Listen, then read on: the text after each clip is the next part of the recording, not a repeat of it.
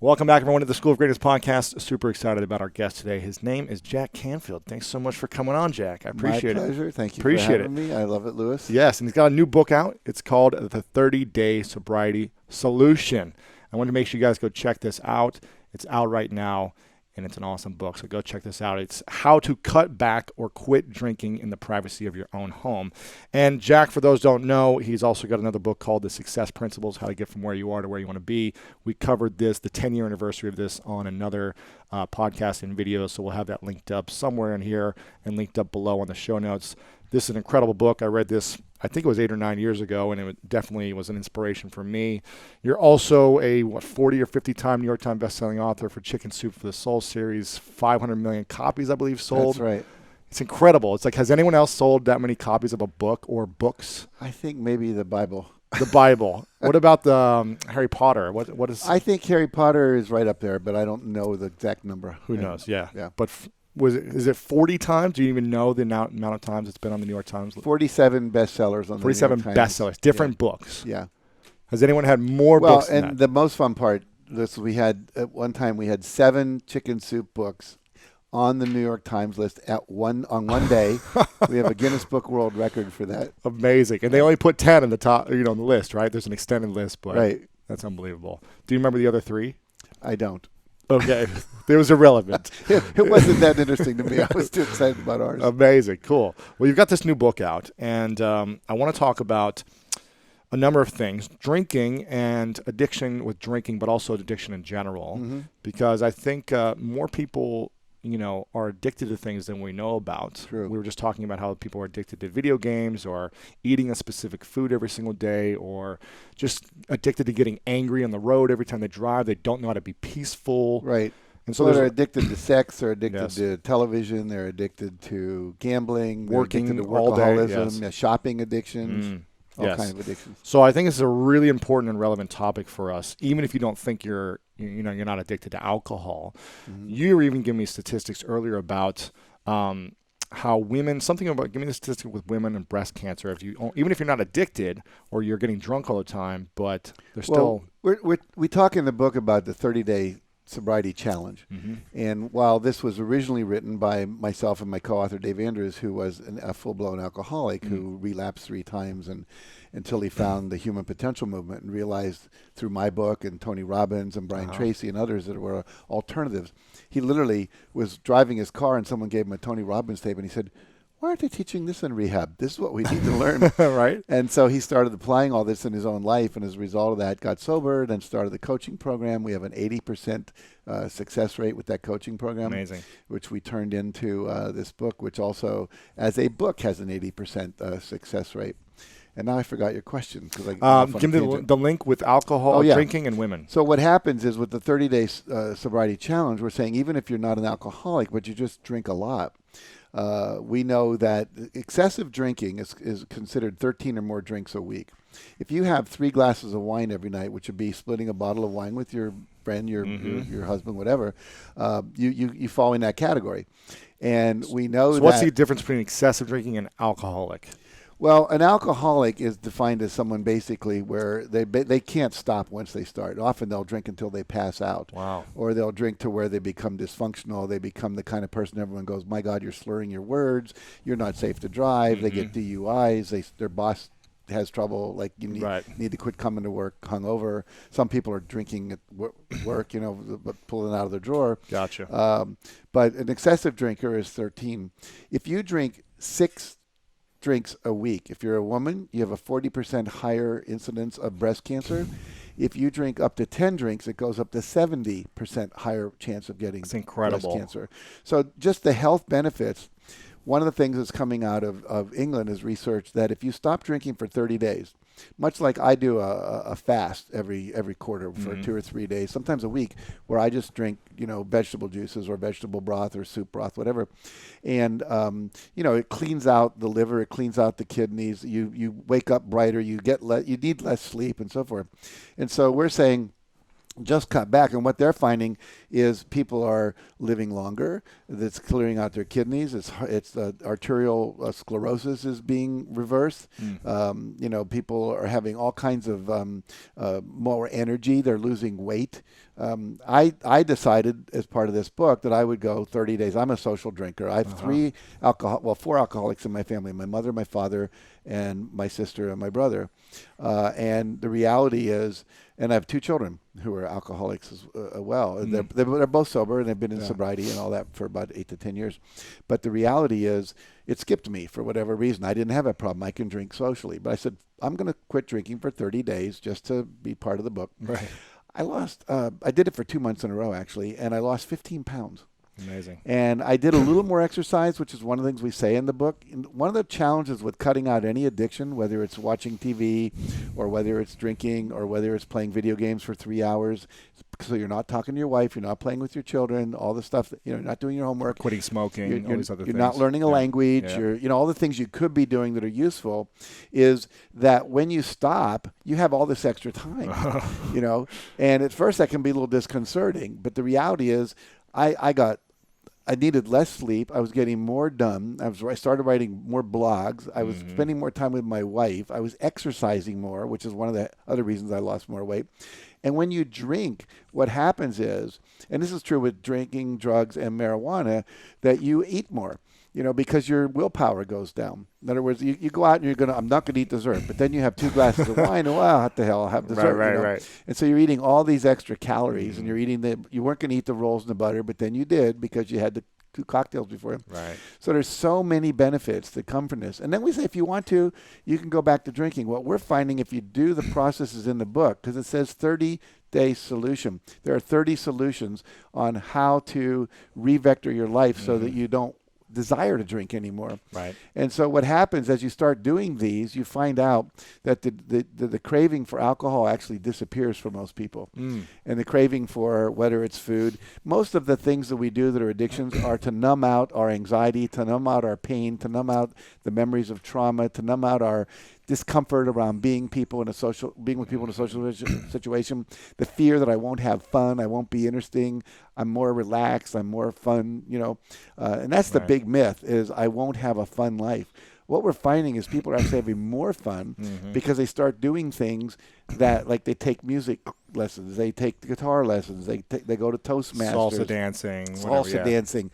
Yeah, my wife and I just went to a country western bar the other night and was learning line dances. Yeah. It was a kick. Yeah, exactly. Line dancing is fun. Line dancing, totally fun. The thing that blew me away is there's about, 12 or 15 different ones that everyone does, and they all know all the steps. They know everything. It's unbelievable. Blows me away. Well, we learned most of them, but not perfectly. Yeah, exactly. But when you come out, you're just high off the dancing.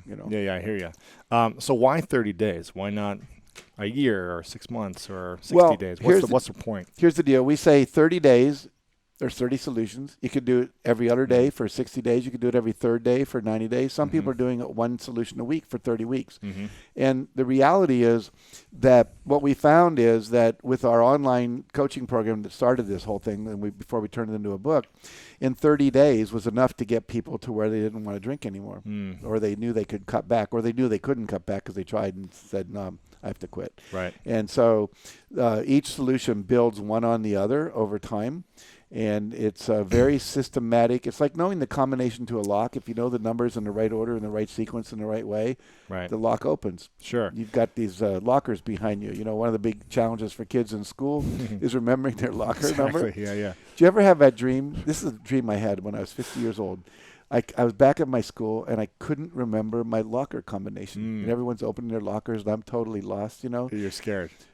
Scared, and then I think it's just somehow we've lost the formula for success. And I think that's what that dream's about. Interesting. I like that. Yeah. Now, when you say 30 solutions. Well, let me just say one more thing. Because you said, why not a year? Yep. There are 30 solutions, but we're not saying you do 30 days and you're done. We're saying there's about 14 of these that you want to keep doing as a daily discipline after the 30 days to keep yourself on track. Can you give me some examples of a few of the solutions and what people would be doing? Sure. One of the things we do on the first day is an NLP technique where we want to basically associate drinking with negativity and pain and associate not drinking with joy and pleasure. Because most people associate not drinking with pain and drinking with pleasure. With pleasure. Yes. And so we look at your life as it is, as you're currently drinking, and say, if you keep doing this for 5 years, what is your life going to look like in terms of your weight, your health, your job and career, your relationships, your kids, and so on and so forth. And mostly when you honestly look at that, it doesn't look all that great. And so we have you visualize that and really see it and feel the feelings of it. And then we have you do the opposite and take it out 5 years. What would be happening in your life if you were not drinking and you were healthier, happier, exercising, spending more time with your kids, and sober, writing your book, whatever. And so then we have you actually revisit that on a regular basis throughout the program so that by the end of it, you literally see one of the big myths about getting rid of an addiction is willpower. Willpower is useful. It takes willpower to sit down and do these lessons. But willpower is like, if you do willpower alone and you don't deal with the underlying cause of why you're drinking, there's a why you're drinking. If you don't address that, and we address that through a number of exercises like the total truth process, the EFT tapping techniques, we can go into all that later. What happens is, we use this metaphor, you're driving a boat and you're going north and you want to go east. So the boat's on automatic pilot going north. And now we take it with willpower, we turn it to the east, and we just keep holding this wheel like that, and we're going east. But as soon as we let go of the wheel, what happens? It's going back north. Automatic pilot takes over, we go north again. So we want to reprogram the automatic pilot instead of just the willpower of I'm not going to drink. You get to the point where I don't want to drink. I mean, I went through the 60 days I told you without drinking, and then I started drinking a little bit again, I think when was it, Valentine's Day, just a couple of days ago. And I woke up the next morning, I didn't feel as good. And I'm going like, I got 600 bottles of wine in my wine cellar. I'm thinking like, I'm not buying anymore because I'm not trying to keep drinking as much as I used to drink because it's just not serving me. And I wouldn't have been aware of that if I hadn't stopped. Having that glass of wine every night with dinner or whatever. So that's one technique we talked about. Another technique is getting in touch with your core values. We all have core values. It might be family, it might be adventure, it might be love, it might be authenticity. And then look at what is my drinking doing to the expression of those core values? Well, when I drink, I'm ashamed. I lie about it. Well, there goes integrity out the window, And I say I'm loving, but then I'm taking money that I could be spending for my family, and I'm buying drinks for everyone at the bar. I'm buying $100 bottles of wine for dinner, or 30, or Thunderbird if it's only don't afford it, whatever. But the point is, I'm usually violating those values. Okay, and then we create what we call your 30-day sobriety vision. What do you want to look like 30 days from now? What's the outcome you're looking for? And we know that if we visualize every day the outcome we want, what happens is that the subconscious mind begins to figure out how to make that happen. Right. Most people are not visualizing. Or if they are, they're visualizing the happy hour. Can't wait to get to the bar. And visualizing, when the weekend finally comes, I can kick back and get with my buddies and we'll get drunk and have a good time. I mean, this is kind of the college thing. I have a 26-year-old stepson who's now just getting to the place where he realizes there's more to life than that. That's not working too well for me. He's working for a financial analyst company, and he's coming to work a little hungover on Monday, and his wife's saying, I think you're drinking too much. And if he gets a little cantankerous, doesn't get into fights anymore, which he did in college. Sure. But, he's going, I think I need to shift this. And so there's a way to begin doing that. To jump ahead in the book, the solution 13 is tapping. And tapping is this wonderful technique where you tap on acupuncture points on the head and the chest and under the arm. Nick Ortner's done a great job of bringing that to the masses. Well, one of the things that's wonderful, we have a free companion website for the book. And literally that companion website is everything that used to be in $1,000 coaching program. Sure. So for the price of a book, you're really getting a $1,000 coaching program for free. And what happens is we have Nick Ortner doing a tapping sequence for people. We also have a guy named Dawson Church, who's one of Nick's cronies and friends and mentors. And so they're both doing tapping. And you can tap on the anxiety that's making you drink. You can tap on the craving. You can literally disappear craving. We took a group of people, had them have chocolate and take the little foil off the kisses, smell it, put it back down, glass of alcohol, and other things that people crave, sugar, candy bar, whatever. and they're like they're salivating, right? And after about 7 minutes of tapping, they didn't want any of it. Wow. Because when you get that craving for something, I just need that chocolate, or I need that whatever. For me, it's chocolate and candy and sweets. That's like my thing. Sweets. And here's the issue with alcohol. Alcohol is basically fermented sugar, and so we're all addicted to sugar. We eat and eat way much more sugar, and so what happens for most alcoholics when they stop, they become sugar alcoholics. You go to an AA meeting, everyone's eating cookies because they're replacing it with something, right? They're replacing it with something that satisfies a craving. And ultimately, we're saying sugar isn't really great for you. It's not a wonderful thing. We're not. If you need sugar while you're cutting out alcohol, great. But sugar is also an addiction. It is. If you can cut that out, the weight goes off. It's a huge addiction. And Mark Hyman, I don't know if you know Mark. Yeah, he's been on here. Yeah, he's a great guy. He's a good friend of mine, and he wrote a book on sugar. And literally, the moment you eat sugar, within a few minutes, there's brain cells in your brain that are exploding. You're killing brain cells. Wow. Not only with alcohol, we all knew that, but just with sugar. Right. And you get that funny little headachy, not headachy, but kind of weird energy feeling in your head. That's your brain cells exploding. Wow. So what do you think is the number one reason people get addicted to alcohol or addicted to anything in the first place? What's the underlying reason for addiction? Well, there's a discomfort of being in your skin without it, meaning that if I had trauma, a lot of people drink because of trauma. And so we see a lot of people, they lose their job, their parents get divorced, whatever. They get divorced, they get fired. They were outcasts at school, people tease them, they were bullied, etc. And so alcohol becomes a way to numb out that pain. For me, in my family, we just watched our parents drink. We thought when you're a grown-up, you drink. When you're a grown-up, you smoke. So we'd all be out with fake cigarettes, pretending to smoke because we wanted to be big. And then when my parents would go away for the night, we'd take alcohol and pour it in a glass, and then we'd pour some water in so it looks like nothing was still there. And then we drank it, and it was like the worst tasting stuff in the world back then, right? Yeah. But there was this warm feeling that came over, and you went, oh, I get it. It feels kind of good. And then you're not worried about school. You're not worried about your girlfriend not liking you, the kids teasing you, all that stuff. So it gets rid of those feelings of anxiety, discomfort, pain, awkwardness, not knowing what to do, feeling shy, all of that. And that's true for all the addictions, whether it's food. We get bad news, we go to the refrigerator, we eat ice cream, or we chow down on carbs. I think we'll have spaghetti, Right. And the same is with gambling. With some addictions are addictions to adrenaline. Gambling is why people get the adrenaline rush, even though you're losing money at the slot machine. Every time you win, 96% back, and they keep doing that until there's nothing left, there's a rush. And when the bells ring and the lights are going off and all that flashing is going on, that's what all those machines in Vegas are designed to do. Kids who steal cars, it's not the car. They ditch them. It's the adrenaline rush while they're doing them, not getting caught, sneaking around, illicit sex, all that stuff, watching porn, hoping you won't get caught. There's an adrenaline rush that goes with it. And so your mind is taken off the stuff. The problem is, it's like you have a fire alarm up here, and it's making a lot of noise. And so you cut the wire. Now there's no noise. Pleasure. The heroin rush, the coke rush, the marijuana relaxing. But the problem is there's still a fire. And just because you cut off the news that there's a fire, the problem is the next morning you wake up, the anxiety's still there, the pain's still there, the trauma hasn't been healed, the rejection hasn't been healed, and you haven't learned the skills you need to handle the emotions of anger and fear and rejection and upset. You haven't learned the skills of creating a relationship that's fulfilling without having to be drunk to do it. Right. And so that's the problem with the addiction. It's a See, someone once said, I think it was Warren Buffett, they said, the problem with addictions is they work. Right. That's why everyone's addicted. Right. But they only work temporarily.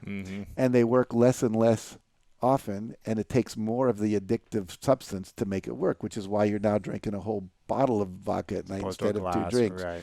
Or you need more sex, or you need more gambling, or you need bigger rushes, to feel the getting rid of it. It seems like a lot of the things you're talking about with these solutions in here is almost a lot of the same things you talk about in Success Principles.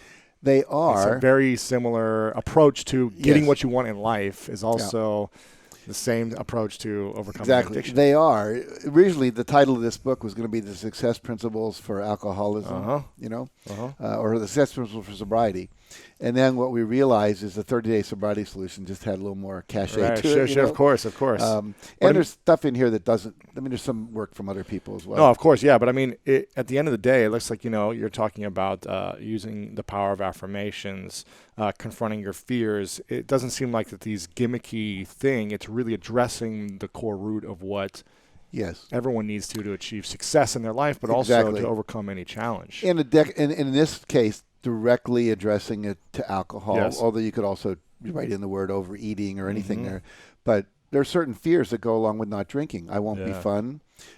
People at work, like if you work in New York in the stock market, everyone goes out and drinks at night. Yes. A good friend of mine who runs a company called Grocery Ships here in town walked away from $8 million in bonuses from Wall Street. And everyone was going, come on, drink. And he knew he couldn't drink anymore. And everyone was like giving him a hard time.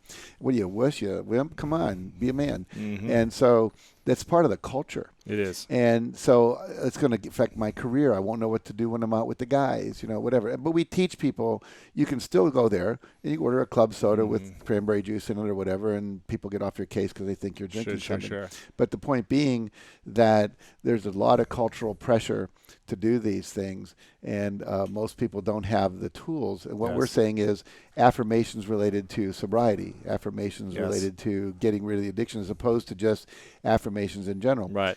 And what people are saying, and you might know this too, Lewis, is that most people know these general principles now. And now they're saying, well, but apply them to me as a manager. Apply them to me being a good husband. Applying to me being a world-class skier. I want it more niched now. Yes, of course. So this book is an attempt to do that. Yeah, I love this. And, for me, I've never been drunk in my life. I don't know if I've told you that, but I've never experienced what it feels like to be drunk on alcohol. And then when I was in college, I played college football, and the same thing happened where every weekend after the games, all the guys went out and just got drunk and trashed at parties, and they were always pressuring me. They knew that I wasn't going to drink because I made a commitment for 4 years in college I wasn't going to have a sip of alcohol because I wanted to have every advantage to be the best I could be in football. Yeah.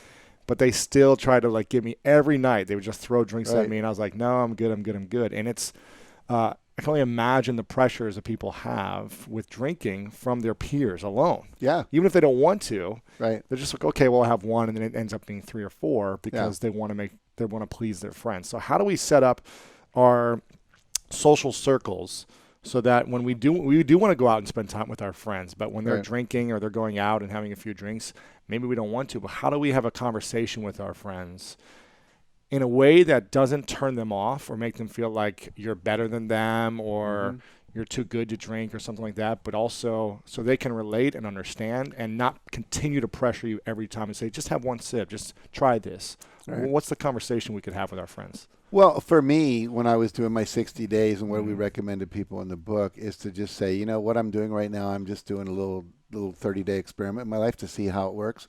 And what I'm finding is, I'm waking up earlier, I'm feeling better, whatever. I'm just going to keep doing that for a while. And it's not about, I'm not one of the guys. You're still one of the guys. You were still one of the football players. Yeah, you of course. Did well what you ever did, probably did better. And if you were to look back and say, take all those guys on a football team and see where they are right now and compare them to your success, I would bet most of them are not anywhere near New York Times bestseller, top 100 podcast, whatever. So Donald Trump never drank. Tom Cruise never drank. Really? We have a statistic. I can't remember all the names right now, but 7 of the top 10 grossing film stars of all time never drank. Wow. Yeah, and a couple of them actually did. Well, 2 did drink and quit. Right. And the rest, Samuel L. Jackson was a terrible drunk, and then he stopped. And once he stopped, that's when his career took off, and he's made literally hundreds of millions of dollars. He's an amazing actor. Sure. Plus his little credit card commercials. So there's a lot of research on the people that don't drink tend to do a little better. But I would say the conversation for me would be, I get it. You think I should be drinking right now. I'm not going to. Thank you very much. I'm really happy the way I am. And, just stop. It's not going to happen. Exactly. And just let people know. And what happens is people are going to press you, like a teenager is going to press you over and over. Can I have the keys to the car? Please, can I have the keys to the car? Come on. And eventually you get, Dad just doesn't lend the keys to the car. Right. It becomes a policy.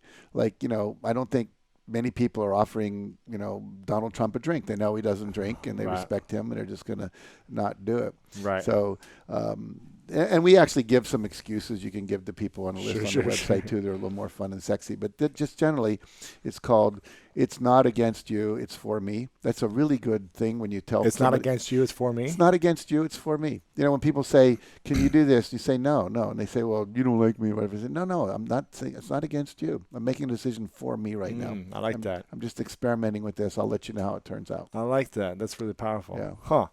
What do you think? What do you think is one of the biggest challenges for people getting started with this process of actually saying, okay, I don't want to drink anymore. Maybe for years they've known it doesn't feel good, but Yeah. they're afraid. Fear is the big issue. Okay. Yeah. What's the thing they're afraid of? They're not going to have that crutch. They're afraid. Well, first of all, they're afraid they're never going to drink again. So would you and tell that's a fear people? for people? Yeah, if you tell people you got to go to AA and AA says you never drink again, that's why a lot of people don't go. I mean, they don't go for other reasons, public shame. They don't go for it's too religious for some people, whatever. But the big fear is I'll never drink again. And if I never drink again, I won't have fun again. It's like life's going to become dull and boring. And I can tell you from my experiment, from my kids' lives, and from Dave, my co-author, Dave coaches basketball for his daughters. He runs marathons. He is a speaker. He dances. He's a big football fan with the Denver team, which just won the Super Bowl. Yeah. It takes his kids to the park every day. I mean, he's having a lot of fun. And he thought it would be boring because he had social anxiety as a teenager. And then when he went to college and he drank, all of a sudden he didn't have the social anxiety. He started having more fun. But it wasn't the fact that he wasn't drinking. In other words, nobody's not having fun because they have a deprivation of alcohol in their system. Right. It's like, you don't have depression because you have a lithium deficiency. Sure. You have depression because you're depressing, pushing down on feelings you don't want to feel. So one of the things that does come up for people, and it's a valid fear, is that feelings are going to emerge and perhaps past memories are going to emerge. But if you know what to do with them when they do, which most people don't because we're a psychologically ignorant culture, we didn't learn this stuff in school, then it's scary. Yes. What do I do with these feelings? Right. I feel like they overwhelm me. I can't, whatever. My wife's father committed suicide when she was 8. And one night, 4 years into our marriage, she just woke up screaming, "Daddy, don't do it." All of a sudden, all this pain. If I'd loved my father more, he wouldn't have killed himself. If I'd have been a better daughter. And so did she want to feel those feelings? Absolutely not. But because I knew what to do with them, because there's ways to learn to express them through, we have a thing called the total truth process, where you go through anger, hurt, fear, remorse, and regret, unfulfilled I wants, and then what I do want, and then forgiveness. And if you know that model, you can get to forgiveness and love and release it. With tapping, you can release guilt, you can release shame, you can release fear, and you can release pain, as Nick Ortner's new book, your reference talks about. So if you have the tools, you can heal it. If you go into the jungle without a gun, you're going into Africa without a gun, you're a little concerned. Yeah. You're going to get eaten by a lion or hit by a hippo. But if you've got a guide and a gun, now you have the tools to survive in the jungle. Yes. Most people go into that jungle called sobriety without the tools they need. And most people can't afford the $30,000 a month to go to rehab. Most people don't want to take that time off work, especially if you're a solo entrepreneur. You can't afford it. We had one guy, he's one of the top sales trainers in America in the real estate world. And I won't mention his name because it's confidential, but he read the book when we did it in the beta test. And he had not been sober more than 12 days his entire adult life. Every night, drank until he passed out. Totally ashamed. Didn't want anyone to know. When we sent him the book, he went and got a post office box so it wouldn't come to his home or his office. Sure. He wanted 2 hours of coaching, so we did that. He wrote a check on a cashier's check so no one would ever know where it went. Wow.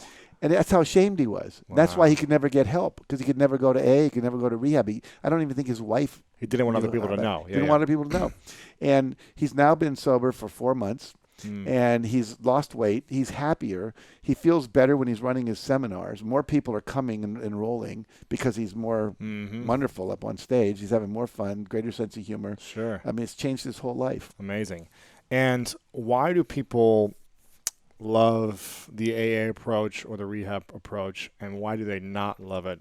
And is there a support group that people will get when they go through this book? Do you guys Yeah. have something like that? I have nothing against AA. AA was very helpful to my two sons for getting sober. AA, there are people there who care about you. They've been through it. They understand it. They give you mentorship. They all give, those things, yeah, right? they become a sponsor for you. Both of my sons have now become sponsors for other people. There is a camaraderie. Going through anything alone is really difficult. Any behavioral change. If you just decide to go run every morning, it's tough. It's so much easier if you know Bob's waiting downstairs at 6:30 outside your apartment. Yeah. Then you've got the accountability. This guy's going to, where are you, Louis? And it's easier. You're talking to him. Right. Time goes faster, etc. So basically, AA has a lot of value, but a lot of people just won't go. And the other thing we talk about with AA is you have to admit over and over. You have to say in the beginning, you have to get out of denial. I'm an alcoholic. But if you keep affirming that for even 30 10 years later, 30 years later. Yeah, not great. And the challenge with AA, and this was a friend of mine named Tommy Rosen who puts on Recovery 2.0, which is a teleseminar for recovery people. And he said when he got his 20-year chip, his sponsor hugged him and said, "You're 1 in 10,000." And he said, only 1 in 10,000 people who join AA make it to 20 years sober. Wow. And he said, that's when I knew something was wrong. Something was missing. And when I would go to AA meetings with my kids, I would always want to jump up and say, God, let me run an exercise here for you. Wow. If we could all do this meditation, if I could teach you how to breathe and relax, if we could do this thing where you forgive your parents, you could quit having this story about how you've been abused your whole life. Yeah, you were, but you need to let it go because this anger is killing you, And so they feel that anger and then they don't know what to do with it and they go out and drink again. They relapse and they relapse and they relapse. And then people feel ashamed to go back to AA because they've relapsed. Yeah. Because they're supposed to be abstinent 100%. So that's a challenge. And we know that 29 million people they say they're in recovery based on a survey that said, did you ever have a problem with drugs and alcohol? And is it gone now? Yes. We only have 1.3 million people that belong to AA. So we know people are getting sober without AA. The problem with rehab is that you've got first of all, AA, somewhere about a 20%, if you can believe the statistics, recovery. Only 20% of people go, keep going. 20% of people like go to AA, keep going. Yeah. Gotcha. And that number is suspect because we don't know how clear it is. But let's give it to them. Rehab, 15 to 30%, and that's also suspect because there's no real long-term longitudinal Talking about studies. recover or 15 to 20% recover. That's what they say. Rehab. But we have 80%, 79.5% to be exact, recovery rate after 5 years still sober, from the first coaching program. And now after the book, it's, when we did the beta test, 4 to 5 months still sober. So the reality is that with rehab, you go there, and rehab has some challenges. There are some good rehab centers, like there's good therapists and there's bad therapists. But a lot of rehab centers, especially the ones with places like Malibu and places, they're basically real estate investment opportunities. I'm going to buy this big mansion. It's worth $6 million. In 10 years, it'll be worth $12 million, and you're going to pay my mortgage every month because you're charging me $30,000. I'm charging you $30,000 for the 12 or 15 people there, and the staff, other than your therapist for a week, once a week for a therapist, once a week for a counselor. You have a 12-step meeting every day, maybe a yoga class, maybe you get a massage. Now you got like 13 hours left. What do you do the rest of the time? What do you do? And you're sitting around with other people who have these addictive challenges, talking. It's like prison, where the prisoners are like how to be better prisoners, better criminals, and so they're bored. And you've got really lovingly dedicated people who are young, who've been through rehab, who now want to help, but they don't have the skill sets they need. Right. So one of the things we're saying with this book, if you're a rehab counselor, get a copy of this book. Start doing this stuff with the people in your rehab center. If you're an addiction counselor, Bridget Lank, who's an addiction counselor, she's a psychotherapist up in San Rafael, is building a whole program around this book. She said, oh my God, this is what we need. This is what people need. They need a systematic approach. And that's the thing. If you don't have a system, you played football. Your coach had a system for exercise, for training, for fitness, nutrition, practice, plays, all that kind of stuff. And if your system worked, you won games and you won championships. And better systems beat bad systems, right? And so this is a system. And as we said earlier, you could apply this to overeating. You could apply this to pretty much any addiction you wanted. I love it. And I'm curious to know about the difference between cutting back and cutting out cold turkey. Yes. Is there a better approach to say, you know what, I drink every night 2 glasses. Maybe I'll just start with cutting back to 1 glass a night. Or is it better to, you think it's more effective to cut out cold turkey? Which one's the way to go? Whether I'm talking about drinking, smoking, whatever it may be. 2 aspects to that. Number one, if you're drinking a lot, you quit cold turkey, you could have seizures. So you should see a doctor. If you're the kind of guy that's drinking 12 beers a night. Getting drunk every night. Every night. There is a possibility of DTs, delirious tremens. So you want to check with your doctor, do a blood test. We tell people that in the first chapter. Sure. If you're a casual drinker, a couple of drinks a night, we think you could just stop. And we encourage you to do that. When I do my Breakthrough to Success training, which is a 7-day training, I tell people, you're not going to drink for 7 days. I want you sober here every morning. You're paying way too much money to come in here with a hangover. And if you can't show up and do that, you got a drinking problem, So it's better to stop. We tell people in this program, we give you a week to stop. But we don't want you doing this program while you're drinking because you won't get the value out of it. At the end of 30 days, you can assess whether you want to start to try to casually throw another, maybe drink once. And we find 5 to 10% of the people that go through this program can quit. But those were the people in the beta test who were serious alcoholics. Yeah. So we haven't tested it yet with people that are just drinking a couple drinks a night and want to cut back. With that, it might be 20 to 30% could cut back. According to the statistics, only 9 out of 10 excessive drinkers can actually cut back. Only 1 can't. So it could be that cutting back is a possibility, but we want you to do the program sober. And then at the end, if you feel like you want to introduce drinking again, try it. But if you do it the first 2 times, you get drunk again, you're not a candidate for that. Stop. Right, exactly. Yeah. Okay. Yeah. And what's the difference between thriving in sobriety and just staying sober? Let me just say one more thing about because we talked about different addictions. There was a Harvard psychology professor, William James, famous psychologist, who said, when you're trying to change a behavior, it's best if you can go cold turkey, like, you're going to stop smoking, stop drinking, whatever, or you're starting a new habit, make a public declaration. So now everyone around you says, hey, wait, you said you were stopping drinking. You weren't going to eat sugar anymore. You said you were going to exercise, and you're not. You're just sitting here being a lounge lizard, whatever. So, and then have an accountability partner. So on our website, because you mentioned earlier about support, we have a forum. We have over 1,000 people in that forum right now, chatting with each other every day, talking about day 9, what comes up for them and how they're dealing with it. And the support is there. Plus, we have a psychologist who goes in every week and responds to questions for people. Sure. Dave's wife actually is a psychologist. Nice. And I go in and comment and give people support and encouragement and answer questions. And it's really important not to try to do this alone. So we would say if there's someone else you can do it with, great. If you want to do it alone because of the shame factor and you want to hide it, that's great. But if you can find a buddy, and when we're doing a 30-day sobriety solution or the 30-day sobriety challenge for normal folks who are not excessive drinkers, partner up. We have one woman who is the graphic designer for the book and things, and she said, well, I was reading the book, deciding what the graphic design should look like, and I decided I was going to start a book club on this. And so I got 12 women. We're all not drinking. We're up to 25 now. Wow. We were going to do it for a month. Now we decided we're going to do it for a whole year. Wow. Because I realized wine time was about 5 when the kids were driving me crazy. I'd have my 2 glasses of wine. But then I was kind of not really there for them and my husband for dinner. I didn't really want to cook. So now what I do, I go down in the basement. She's got a little bit. It's a fitness instructor and a yoga teacher. So I go down and I work out for an hour. Yeah. I'm spending more time with the kids. I feel better. I'm writing a book. She's doing all this stuff now. And so she's got 25 people all in a support group supporting her without some of the negative overlay of AA where you feel like you have to go in and tell your we call it your drunkalog. People go and tell about their terrible, how they got drunk and lost their job and stuff like that. Sure. So it's much more a positive kind of approach. If someone's got an addiction and they know they have it, they've acknowledged it, whether it's drinking, smoking, sex, something, workaholic, whatever it may be, even fitness addiction, there's people that work out all day. Yeah. We have people addicted to plastic surgery. Of course. Yeah. There's all sorts of addictions. Yeah. When we realize, okay, there's an addiction that I have that I want to end and I want to move on to something more positive in my life. And I'm sure you probably have this in here, but is there a process you think that everyone should follow in the morning to get them ready for the day and at night to get them ready for a day, specifically focusing in on that addiction? Is there you want to get up in the morning and you want to visualize going through the day with not doing the addiction.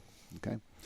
There's something we call it evening review at the end of the day where you close your eyes and you say, where could have I been more on purpose or more on focus for this commitment I have? Oh, you did that thing, you did that thing, you did that thing. And so it's just checking in. You want to program your day, schedule your day. What are your activities going to be? The problem is, see, if something shows up at 5 o'clock and I'm bored and I don't have anything to do, I'm in trouble. And there's this thing called decision fatigue, and there's also something called compassion fatigue. They first learned this where they were doing in prisons where they were doing parole boards. In the morning, 70% of the people who were up for parole got paroled. In the afternoon, it was like anywhere between 10 and 30%, depending on the prison. People got tired of making decisions. They just, screw it, I'm not getting out. Wow. And so what happens is, as the day goes on, your willpower wanes. Willpower is like a meter. And so in the morning, if you're going to do an exercise, if you're adding exercise into your day, do it first thing in the morning. Yeah. Put your shoes and your running shoes. You have to trip over them before you go into the bathroom. Exactly. And if you have a partner, wear your shorts, your workout shorts to bed. To bed. There you go. And then having that accountability partner, someone else you're doing it with, that you can have it. Like, you could be my accountability partner for this. I call you every day, say, okay, here's what I'm going to do today. This is my rule. And at 5 o'clock, I'm going to do this exercise, or I'm going to go do a solution in a book, or I'm going to play my guitar for an hour, whatever it is. And we give people 101 alternative activities that bring joy into your life other than drinking in one of the chapters. So you can pick one every day and do it, or you pick one and stay with the same thing every day. And then, one of my favorite ones is listening to comedy albums. There's so many great comedians now. Go to iTunes and download a comedy album. And just laugh. And laughter secretes endorphins in the brain. Endorphins, a natural opiate. You don't need to drink if you're laughing. And so laughter is really important. So laughing is great. And you can do laughter yoga. Have you heard of laughter yoga? No. Laughter yoga is really cool. It's developed by a doctor in India. And he gets people and I teach it in my seminars now in the morning as like a little warm-up exercise. And you just start laughing. See how you start to laugh right along with me? And then you do these stupid things like milkshake laughter. You go you pretend you're making a milkshake. You go, and then instead of drinking it, you just throw it on the other person. You go, and they're throwing theirs on you. Stupid stuff. Right. But now you got 50, 60 people all laughing together. But I can wake up in the morning and just laugh, or I can listen to a comedy thing in the morning and laugh. The other thing is you want to do a gratitude exercise. One of the things we found, and we were kind of surprised by it, we knew it was important, law of attraction, all that. But one of the top things when we asked people what was the most important in the book, gratitude. People basically, a lot of them drink because they think their life sucks. But when you really start realizing that half the world lives on $2 a day, your life doesn't suck that bad. Yeah. And look at all the technology that you have in this office here, and the people that are supporting you, and the fact that someone made this table and someone printed that book, and Steve Jobs gave you the computer you got there, and it works really well, and you can communicate with people in Singapore. And you could just literally go around the room for 5 minutes and just appreciate everything. Gets you blissed out. Yeah. So that's a really good thing to do in the morning as well. I love that. And and meditation and breathing. Do you have a good breathing? When someone's feeling the overwhelm and they're like, I really want to drink this right now, or I really want to eat this, or whatever it is. There's a do the cravings, do the tapping. But Andrew Weil, do you know Andrew Weil? No. Andrew Weil is one of the greatest integrative medicine doctors with his big white beard, and I've met him a couple of times. Anyway, he teaches this thing. It's called 4-7-8 breathing. And what you do is you start by exhaling and you go, get all the air out. Then through your nose, you inhale to the count 4. And then you hold for the count of 7. And then very slowly through the mouth, exhale for the count of 8.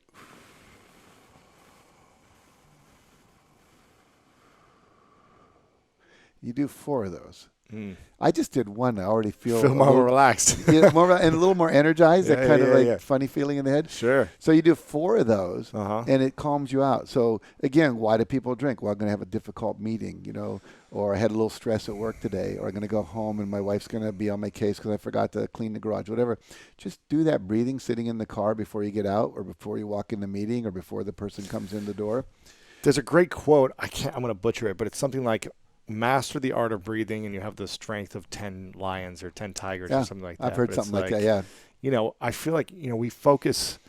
It's interesting. Someone else said recently, I think on the podcast, we can go however many weeks without food, however many days without water, but we can only go a few minutes without breathing. Mm-hmm. And yet we don't focus enough of our attention on breathing and Right. mastering breathing. We just It's true. say, oh, we're just going to breathe. Well, Fritz Perls, who invented the Gestalt therapy, one of the great breakthroughs in therapy, said that anxiety is simply excitement without enough breath. Mm. In other words, I'm about to go give a speech. That's exciting. But if I start holding my breath, and we always say, don't hold your breath, we say, just breathe. Take a breath. Take a deep breath. We've known this forever. Take a deep breath, right? Calms us down. So one of the reasons people smoke. When you smoke, you irritate the alveoli in the lungs, which requires you to then go and breathe deeper. And that the nicotine certainly helps, but the other thing that's helping is the deep breathing. And so basically, you look at any athlete before they do like a 100-yard dash, they'll do some almost like a deep yogic Kundalini yoga breath breathing to build up a store of oxygen, and then they'll dive into the pool or whatever. Right. So it's both energizing and relaxing at the same time. There are many breathing techniques, but we love this one by Andrew Weil. Yeah, it's good. So for someone who, who is this for, this book specifically? Is it for people that are only addicted to alcohol? Is it people who have friends who are addicted? Or if you're not addicted to alcohol, but you have some other addictions, can they get this as well, and it would apply to them? I think it's for anyone addicted to alcohol for sure. A lot of people are buying this for their fathers, their mothers, their brothers, their children, their sister, their employees, their employer, whatever, Yeah. But also, it's for any addiction. I mean, we don't talk about other addictions. We say in the beginning it will apply, but we're just going to use alcohol over and over. But the other thing it's for is the social drinker who wants to just get a little more energy. This is the fast track to success. In other words, most people, like you in college, you said, I want to get the most out of these 4 years. I'm not going to drink. And I know when I'm running a training, I never drink. Yeah. When I never drink 36 hours before doing something like this, or if I'm going to go on TV. Why? Because alcohol stays in your system for 36 hours before it's totally flushed out. And if you drink consistently, it stays for longer than that because it gets stored in the fat cells. One of the things fat cells do is store toxins that the liver can't process fast enough. It's like putting things in banker's boxes. And then when you stop drinking, it goes, oh, now we have time to run those banker's boxes through the shredding machine and detox. So it's for anyone who wants to get healthier, lose weight, ultimately be sexier. Because I will tell you, if you're a woman and some guy comes, hey, baby, you want to come home with me tonight? That is not sexy. You think you're sexy, but you're not. We have a little poster that we found that's in the book. It says, Dear Wine, you were supposed to make, it says, we need to talk. It says, you were supposed to make me sexier, funnier, a better dancer. I saw the video. We need to talk. I like that. That's funny. Yeah. Okay. So make sure you guys go get this book. You can get it anywhere books are sold. You can also go to jackcanfield.com. I think you can opt in to get some extra video training you have on this as well. There's a number of free bonuses you can get. Yeah. At jackcanfield.com. Final few questions for you. Not necessarily related to the book, but what I ask everyone at the end of my interviews. I'm not sure if I asked you last time, so we'll see if the answers change. First one is, what are you most grateful for in your life recently? Recently, I'm most grateful that my wife has had a major internal shift in her consciousness. She was very judgmental for a long time of how much time I worked and spent on the road doing what I do because I'm passionate about it. And she's working with this Buddhist meditation teacher. And through these practices she's doing called prostrations, where every morning she goes down and then goes out like this and then comes back and surrenders her life, to Buddha. You could surrender your life to Christ, but just a higher power. And she has to do 111,000 of these in a year. And she's up to like 22,000 of them. Wow. She does like a couple hundred a day. And all of a sudden, she's now become this total support system for me. She says, I get what you're about. I love you. I love the life you've created for me and our family. And I want you to be successful. And so that has just stopped.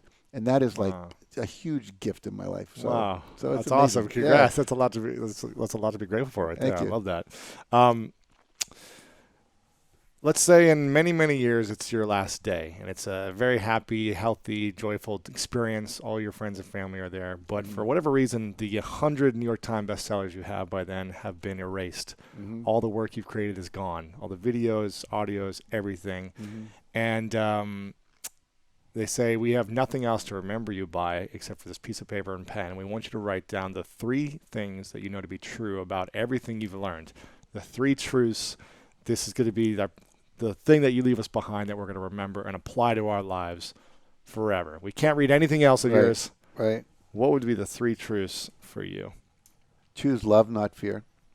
Anytime you're afraid, just what would the loving action be? For myself, for other people, for the animal kingdom, and for the planet. What would the loving action be? Have more fun. You should be enjoying the ride. Joy is your feedback system at your own course. So have more fun, have more joy. If you're not having joy, take a deep breath and figure out where the joy would be and go for it. And the third one would be really appreciate, well, of everything, but certainly appreciate the people in your life more. Express that and be grateful for what you have. I love that. That's great. Thanks. Before I ask the final question, I want to acknowledge you, Jack. And I think I did this last time, but I want to acknowledge you again for your consistent commitment to serving the world. I know you're out there. You're passionate about what you're doing. You're training people in a lot of different topics without overcoming addiction, but also teaching people to become the best version they can be, teaching people to be trainers. You have a lot of different programs and classes going on, and I'm just so inspired by your commitment to, continually doing the work. Thank you. You've done so much, but you continually use yourself as a channel to serve so many people. And I want to acknowledge you for the incredible gift that you are to the world. So thank you. Yeah, I appreciate that. You're welcome. And I will say back to you the same thing. You're doing it for your generation in a way that's beautiful. So I feel we're a kinship. We're brothers. Yes, I appreciate it. Thanks. And the final question is, what's your definition of greatness? Oh, wow. For me, when I hear the word greatness, I think of somebody or a team of people who are committed to excellence, who are committed to fulfilling some higher purpose that makes a difference in the world. And it doesn't have to be building schools in Africa. It could be being the best football player so we all can watch the Super Bowl and really enjoy it, Or it could be the best helmet maker so fewer concussions happen out on the field. But someone who is committed to really being everything they can be, to, as Bertrand Russell said, getting to the end of their life and there's not one little bit of wax left in the candle, that they have been fully used up and burned up in the service of some higher ideal. Jack Canfield, thanks for coming on. Appreciate it. My pleasure, Lewis. Thanks for having me. Hey guys, thanks so much for watching this video. I really appreciate it. And if you enjoyed this video, then make sure to subscribe to my YouTube channel. You can do that by clicking right here to subscribe, because each week we come out with awesome, epic, and inspiring interviews and messages and videos just for you. So click subscribe right here to get notified of new videos every week. Also, if you enjoyed this specific interview, we've got a lot of great interviews like this that are uplifting and inspiring. So click right here to watch the previous interviews, because the people I've had on are pretty cool and epic as well. So click here to watch previous interviews. Click here to subscribe. I love you guys, and I'll see you very soon.